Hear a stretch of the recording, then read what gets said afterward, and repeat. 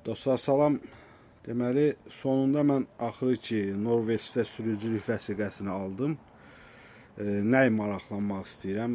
Deməli, bu sürücülük vəsiqəsini Norveçdə sıfırdan başlayıb, məktəb oxuyub, bitirib, almaqdan ötəri hardasa 5000 evroya qədər pul lazımdır. Yəni, belə deyək də, bizim pulla hardasa 8000, 9000 manat.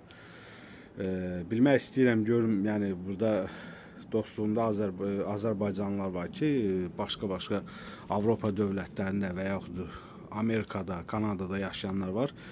Yəni orada prava, sürücülük vəsiqəsinin qiyməti və yəni Norveçdən belə deyim, baha və yaxud qiymətə görə, yəni Norveçlə eyni qiyməti olan bir yer varmı, yoxsa ən bahalı prava verən, sürücülük vəsiqəsi verən ölkə Norvegiyadır.